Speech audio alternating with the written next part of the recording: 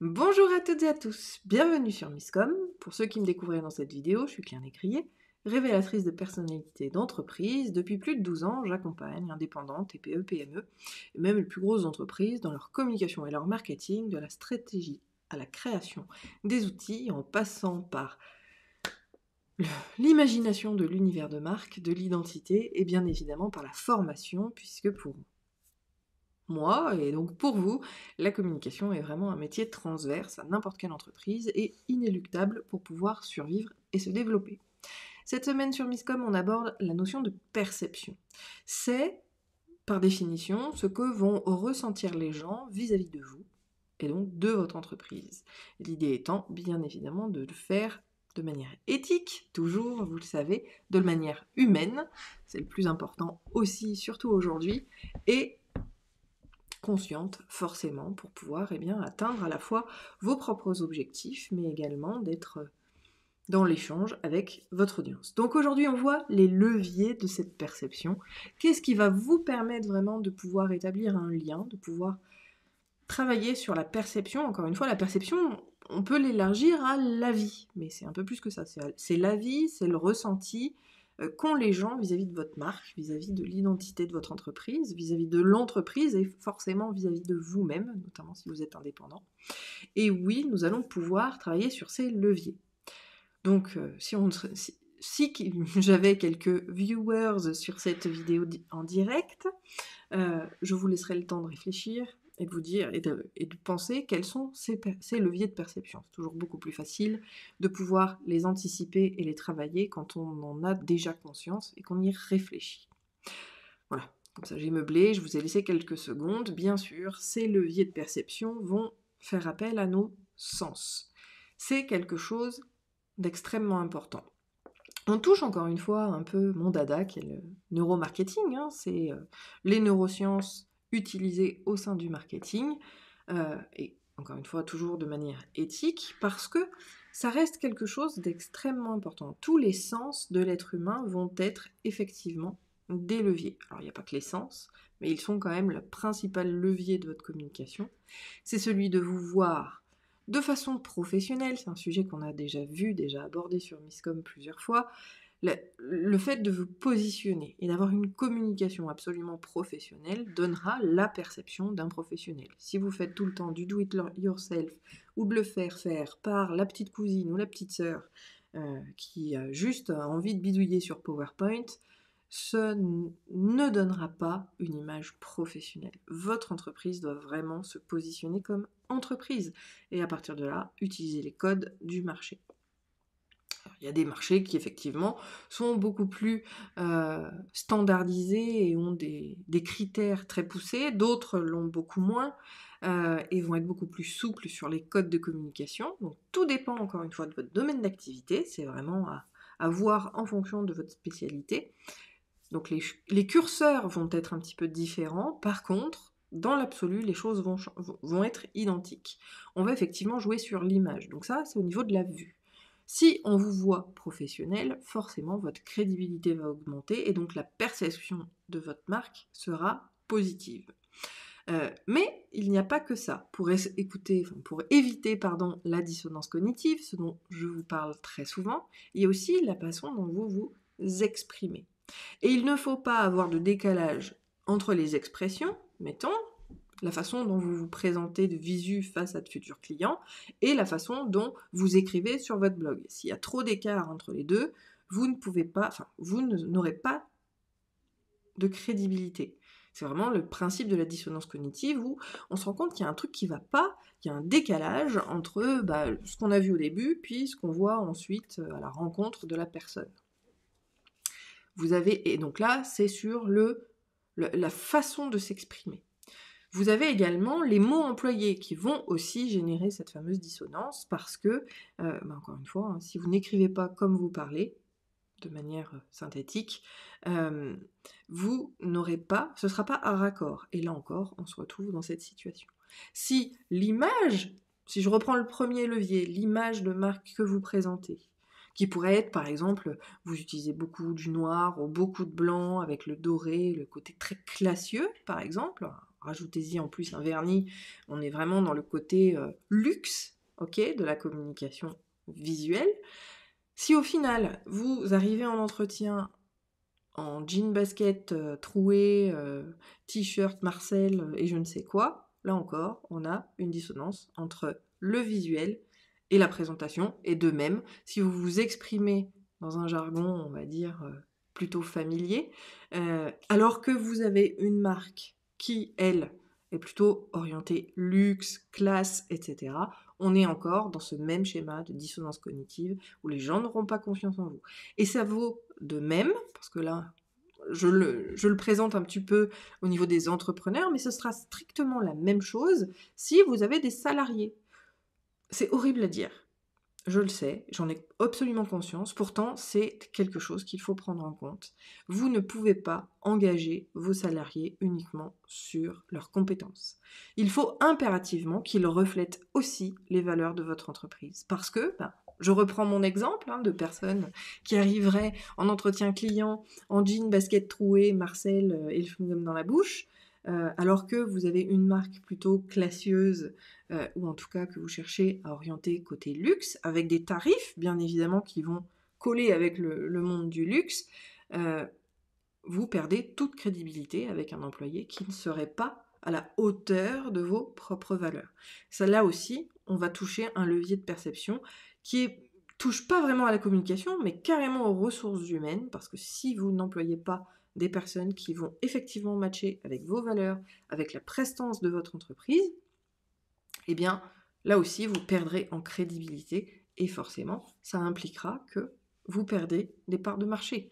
Parce que, in fine, c'est quand même le but de pouvoir, alors, pas en gagner, parce que les parts de marché, on imagine que c'est très grande société, grande entreprise, etc. Non, les parts de marché, c'est le fait qu'il y ait plein d'acteurs qui se divisent un petit morceau du marché du domaine d'activité. Donc, je suis dans un domaine d'expertise, domaine d'activité, j'ai moi-même une certaine part du marché vis-à-vis de la communication. Même si c'est infime aux yeux du national, aux yeux du mondial, après on va digresser bien sûr, aux yeux du régional, aux yeux de spécialité, mais on a quand même et nos clients représentent des parts de marché et il faut impérativement le voir comme tel. Donc on a cette notion de perception visuelle également, donc vous l'aurez compris, tous les sens vont être effectivement à travailler pour utiliser les leviers de cette perception.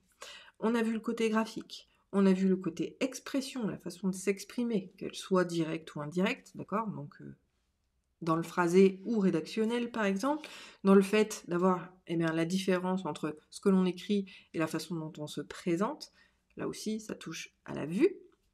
On va également avoir la notion d'expression sur d'autres supports, comme tout ce qui va être audiovisuel, tout ce qui va être audio, surtout, je pense au podcast, je pense à la radio, voilà. On peut avoir des opportunités sur des supports donc, dits de mass média, comme peut l'être la radio, surtout au niveau local. Ça peut être très intéressant, mais là encore, vous devez avoir une expression, une prise de parole en public, parce que même si c'est de la radio, c'est de la prise de parole en public, qui va, alors le terme approprié en ce moment qui me vient dans la tête, c'est fitter, qui va convenir effectivement à transmettre les valeurs de l'entreprise. Donc vous avez aussi la façon de parler qui va rentrer en ligne de compte.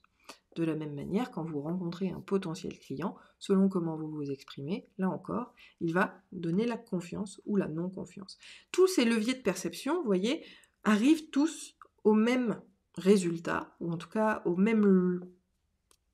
à la même conséquence, c'est la réévaluation de la confiance que la personne va avoir de vous. La perception, même si elle va être de diverses façons, donc les fameux leviers que j'ai écrits là, d'accord ? Donc c'est l'auditif, le visuel, le graphique, l'audio, toute cette perception-là, qui finalement englobe complètement votre communication, n'a qu'un seul but, développer votre crédibilité et la confiance, bien sûr, qu'auront les gens en vous. Cette perception, elle est aussi très importante sur tout ce qui va être les supports, notamment les réseaux sociaux. En plus de ça, sur cette zone-là, sur ce pan-là de la communication que sont les réseaux sociaux, il y a d'autres leviers qui vont venir effectivement en ligne de compte. On a vu l'image, celle-ci, et l'expression, la façon de s'exprimer, elles sont, je pense, inéluctables dans n'importe quelle action de communication. Mais sur les réseaux sociaux, vous avez aussi d'autres leviers, tels que la disponibilité, la mise en place des informations. Quelles informations vous allez diffuser sur vos réseaux sociaux, ça va être très important d'étudier ce qu'attend votre audience pour pouvoir lui délivrer des messages qu'elle souhaite. Parce qu'il n'y a rien de pire qu'une entreprise qui publie juste pour publier et qui n'a jamais aucun engagement de sa communauté. Déjà parce que ça fait perdre plus de temps et d'argent que d'en gagner, mais surtout, c'est que ça n'a aucun intérêt d'être présent sur quelque chose qui ne fonctionnerait pas en termes d'engagement. Je vous le rappelle, les réseaux sociaux, c'est sociaux, mais vous, en tant qu'entreprise, vous devez vraiment travailler sur cet engagement pour répondre à vos objectifs, que ce soit du nurturing content, que ce soit des clients tests, que ce soit des clients finaux, même si je vous rappelle quand même que l'objectif commercial n'est pas un objectif de communication, donc vous ne pouvez pas mettre d'emblée, je sélectionne tel réseau social parce que je veux des clients. Il faut vraiment avoir une orientation communication et pas uniquement commerciale. Mais ce levier-là de perception va être très important. Donc c'est la présence en tant que telle, d'être présent véritablement et pas uniquement sur des posts qui vont être programmés. Ça, c'est quelque chose de très très important pour travailler la perception en termes de levier. Bien évidemment, la disponibilité. La disponibilité, c'est la notion de présence qu'on a vue, mais je dirais en termes de réponse. Et forcément, ça implique aussi, on digresse un petit peu plus, l'immédiateté. Aujourd'hui, les réseaux sociaux ont vraiment induit dans l'entreprise, dans le business, de manière globale, la notion d'immédiateté. Les gens attendent une réponse immédiate. C'est-à-dire qu'on n'attendra pas 2 heures. Alors, dans l'absolu, en France, on est très très mauvais élève au niveau du monde par rapport au délai de réponse qu'on donne aux gens qui nous suivent sur les réseaux sociaux. Parce qu'en France, c'est entre 36 et 48 heures. Les meilleurs, je crois, sont les Finlandais de mémoire, en tout cas les pays nordiques, avec un délai de réponse de 2 heures en moyenne, qui leur permet vraiment de travailler sur leurs objectifs de communication et forcément, in fine, sur le développement de leur clientèle. Par contre, vous devez vraiment être, surtout si vous êtes petite entreprise, indépendant, entrepreneur, c'est l'une des premières sources de trafic. Alors, je ne vais pas du tout parler de clients, parce que ça va vraiment dépendre de chacun, mais c'est une véritable source de trafic, de création de crédibilité, de développement de notoriété, dont on ne peut pas se passer. Et si vous n'êtes pas capable de travailler sur ce levier de l'immédiateté, ou en tout cas du mieux possible, eh bien vous risquez là encore de perdre en crédibilité vis-à-vis de votre entreprise. Parce que c'est un élément que les gens attendent. Donc cette immédiateté, c'est vraiment important. Alors il y a justement des outils qui vont nous permettre de travailler sur cette immédiateté sans être forcément présent, mais qui nécessitent quand même un suivi, parce qu'on ne peut pas tout automatiser. Justement, on verra jeudi, je pense que j'ai trouvé mon sujet, quels sont les outils qui vont nous permettre de travailler sur cette perception. Ce sera le sujet du jour. En tout cas, voilà, pour les leviers, pensez toujours de vous représenter tel que vous êtes. Moins vous communiquez de manière honnête et plutôt trop marketé. Vous voyez, c'est ça la différence. C'est que c'est le principe du personal branding. Il faut que votre marque soit ce que vous êtes. C'est très très important. Gardez toujours le côté professionnel, d'accord ? Professionnalisez absolument votre communication, c'est le seul moyen de pouvoir monter la note de votre entreprise, puisque, in fine, c'est toujours la crédibilité. Soyez présents là où sont présents vos futurs clients et surtout votre audience, puisque c'est pas uniquement des clients, on vient de le voir, et toujours dans les codes que eux recherchent. C'est aussi un élément inéluctable. Et enfin, soyez toujours présents et véritablement présents en tant que tel, pas uniquement des robots, pas uniquement des automations, parce que c'est vraiment votre présence effective qui va permettre, encore une fois, de développer cette note, cette crédibilité, cet engagement auprès des gens et les retours que vous en aurez. Voilà pour les leviers de perception, vous l'aurez compris, pour la plupart c'est vraiment des sens. Après, il y a effectivement quelques techniques que l'on verra jeudi pour la suite. Si vous avez des questions, n'hésitez pas. Si vous pensez que la vidéo peut intéresser autrui, n'hésitez pas à lui partager également. Si vous m'avez découverte et que vous avez apprécié, n'hésitez pas là encore à mettre un pouce en l'air ou un cœur à la vidéo. selon le réseau sur lequel vous êtes. Et puis surtout, rejoignez-moi, abonnez-vous, likez la page, abonnez-vous à la chaîne. Dans les 2 cas, cliquez sur la petite sonnette pour recevoir les notifications de nouvelles vidéos. Je vous dis à jeudi pour la suite. D'ici là, portez-vous bien et surtout, en cas de questions, transmettez-les moi. Bye.